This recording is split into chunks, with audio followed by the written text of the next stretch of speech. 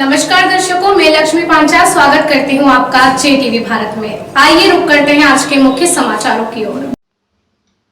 श्री दयाराम काकाजी पंचेड़ आश्रम टेकरी वाले 1 जनवरी 1929 से 30 जून 2022 को हुए ब्रह्मलीन भावपूर्ण श्रद्धांजलि दी गई।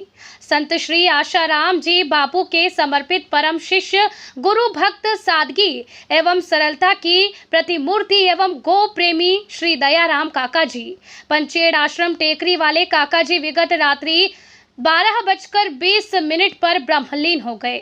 आपने पूज्य बापू जी की कुटिया में अपनी अंतिम सांस ली। श्री दयाराम काकाजी विगत लगभग 29 वर्षों से गुरु भक्ति एवं निष्काम सेवा में रत थे।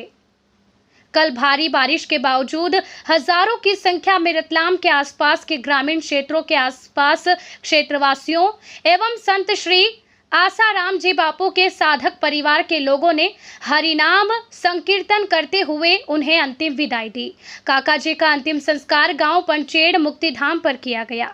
यहां श्रद्धांजलि सभा का आयोजन हुआ। सभी साधक परिवार और अनेकों लोगों ने काका जी को भावभीनी श्रद्धांजलि अर्पित की। भगवान की जय। काका जी के श्री चरणों में श्रद्धांजलि अर्पण करते हुए काका जी की जो गुरु भक्ति थी उसकी महिमा तो वर्णन किया ही नहीं जा सकता। सत्य बात तो ये है, 30 साल की उनकी सेवा, और मैं अगर दिन भर भी बताऊं तो भी कम पड़ेगा, लेकिन कम समय में आपको बताना चाहता हूं कि अभी 5 दिन पहले की बात है। टेकरी पर काका जी, उनका सुपुत्र श्री शंकर भाई भी थे, उनका सेवक भी यहाँ बैठा वो भी था। काका जी ने हमको इशारा करके बुलाया। उन्होंने जो सीख दी जाते जाते वो हम सभी के लिए हमारे जीवन में उतारने जैसी है। बोले कि जबकि कम बोला जा रहा था काका जी से, फिर भी बोले कि हजार अपनी गलती हुई उस पर ध्यान देना और उसको कभी भी अन्यथा नहीं करना। फिर शंकर भाई की ओर इशारा करते हुए फिर दोबारा भी बोले कि बचपन में और जवानी में जो हमने गलतियां की है, मतलब शरीर को संभालना है, ये शरीर साधन है, ये मोक्ष का धाम है, परमात्मा प्राप्ति करने के लिए शरीर को संभाल के रखना, ऐसी गलती कोई भूल से भी नहीं करना। और काका जी की गुरु भक्ति का एक छोटा सा आपको दृष्टांत देता हूँ। करीब 17-18 साल पहले की बात है। पूज्य बापूजी पंचेड़ आश्रम में थे और निवास टेकरी पे होता था बापूजी का। हजारों लोग यहाँ आते थे, आप सभी को मालूम है।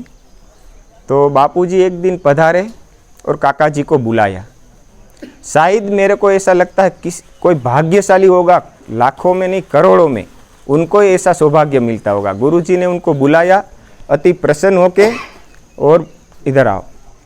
एक फल दिया ये ब्रह्मा, दूसरा फल दिया ये विष्णु, तीसरा फल दिया ये शिव, और आज के बाद तेरी माला तेरे गुरु करेंगे बोले। ये तो 18 साल पहले की बात है साहब।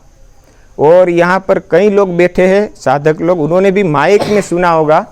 बापूजी ने ये भी जाहिरात की थी कि हमारे टेकरी पे विनोद ने कहा था कि एक अनपढ़ा जाट रहता है, मतलब काका जी के बारे में, उसको आत्मा परमात्मा की झलक मिलती है। तो भाई साहब, ये बड़े सौभाग्य की बात होती है गुरु के चरणों में जीवन बिताना और अंतिम समय तक निभाना। काका जी के पौत्र भी यहाँ हैं, दौलतराम, उनके सुपुत्र शंकर भाई है, उनके परिवार से भी कई लोग आते थे।